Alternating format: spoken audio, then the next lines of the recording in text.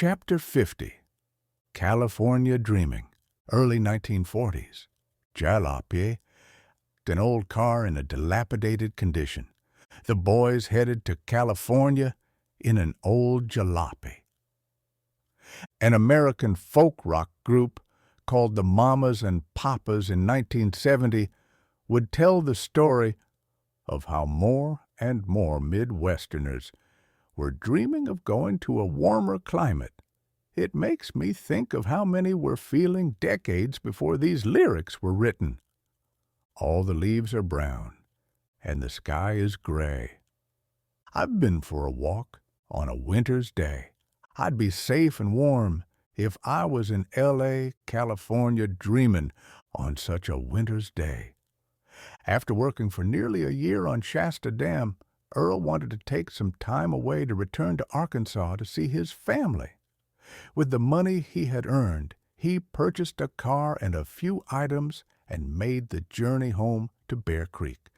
The car was not new, as a new car could cost about $800, and a used worn car was around $200. On average, most cars got about 15 to 20 miles per gallon, with gas costing around 18 cents per gallon. Hitchhiking flourished as the number of automobiles increased on the road.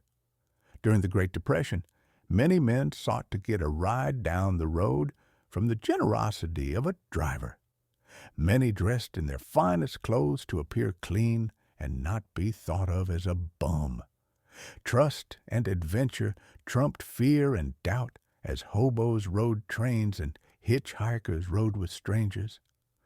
I expect that Earl, who had traveled using his thumb, would have compassion for a stranger needing a lift. Having company made the miles go by faster, and even an American president hitchhiked as a college student during the Great Depression by the name of Ronald Reagan. Earl made it home to Bear Creek in 1941.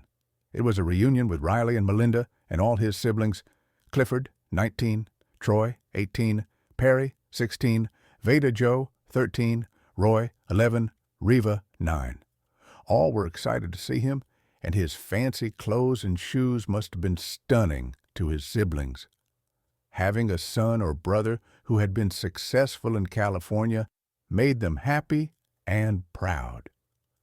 Sharing a few things that he brought with him was such a treat to the younger kids who had little contact with the world in places like California.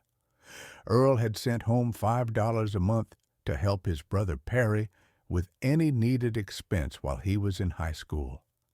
As Riley had given him 2 silver dollars for emergency use, Perry said, that $5 bill looked as big as a wagon wheel. He would never forget his brother's generosity. Earl had missed his mother's cooking, and it was good to be home for a visit where he was loved by family and neighbors alike. The days were few and fast as Earl needed to get back to his job. Clifford was interested in going with his brother and had nothing to hold him from it. Troy was then old enough to go, but Earl promised him that if he would stay and help Riley on the farm, that he would send him $1 a week.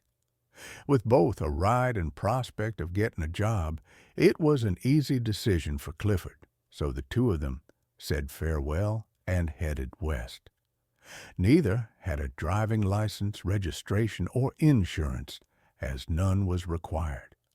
Although a car had to have a license plate, and in 1941 the Arkansas plate slogan said, "Opportunity Land." It was a fact that many would dispute in those days and were angered by. The old car that Clee would call a junker used over 30 quarts of oil on the trip out west. When they crossed the Great Plains and the desert lands, it overheated, and they pulled over to let the engine cool down, add some water to the radiator, and continue on. The boys snacked on canned food that Melinda had sent with them, as they had few hot meals on the trip. The biggest expense was for gasoline and oil. They slept in the car at night and began to look dirty and unkempt as they pressed on to reach California. One evening, as they were crossing the flat and barren land, they pulled over for the night as the sun was setting. After riding all day in a car seat, they tried to find room to stretch out and rest on the roadside. They attempted to sleep as they kept a weary ear open for any possible danger. Between the heat, insect bites, and cramps, it was not very restful. As daylight came on that particular morning, it was Clee's turn to drive and Earl's opportunity to try and get a bit more rest before having to take his turn behind the wheel. As Clee drove along, the sun came up, and Earl could not but notice and think that the sun should be to their backs if they were traveling west. Yet the sun continued in their faces, and Earl was earnestly questioning Clifford about the direction he had started out on that morning. Without land features in the flat land, it all looked the same. Finally, they came to a lone service station. Clee pulled in, and the service attendant came out to ask them, "What do you boys need?" The man assumed they needed fuel, but Clifford answered, "Directions." The man waited for Clee to ask, "Which way is California?" The attendant, with his leading hand and finger, made the shape of a U-turn, and with a smirk said, "Right back the way you came." Clee made a big U-turn in front of the station and headed right back the way he had come. Earl was fit to be hog-tied as their old jalopy headed west, having to backtrack to where they had started out that morning. It was a story they would later in life laugh about. Earl imagined the service attendant saying under his breath, "Another one of those dumb Okies. We've all made good progress, only to learn that we were going in the wrong direction." Unfortunately, some folks never figure out that they need to make a big U-turn. On their return trip a year later, Clee was feeling sick, and Earl was in too much of a hurry to get home to waste precious time for him to recover. So Earl put Clee out on the front fender of the old car where the headlight was mounted and had him hold on to the hood ornament. Earl said that some fresh air would help him get to feeling better.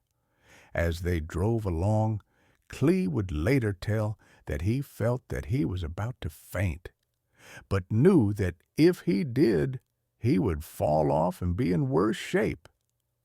Hanging on for dear life, Clee had to get better unless he wanted to become roadkill on Route 66.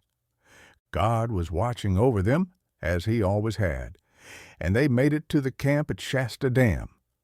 There, Clifford got hired on with another uncle named Rube Turney. Having Uncle Butler Howell as a foreman had given them all a good-paying job. The brothers worked hard and saved their money for an unknown future as the nation continued to build and amass a war machine for the growing threat in Europe and Asia. America was trying to stay out of the conflict, but that would change on December 7, 1941, when the Japanese attacked the naval base in Pearl Harbor, sinking most of our Pacific fleet.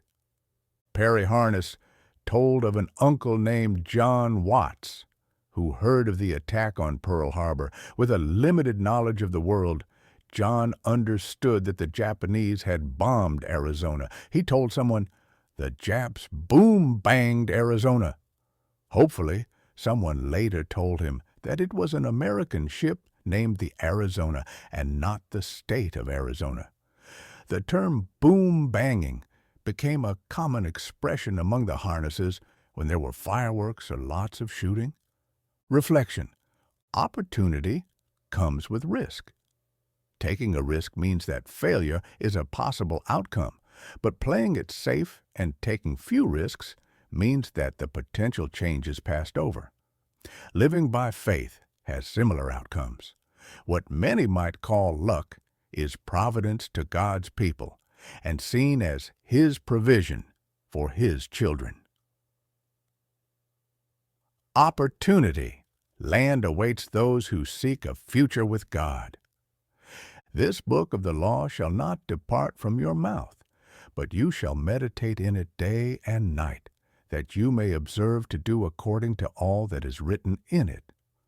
For then you will make your way prosperous, and then you will have good success. Joshua 1:8.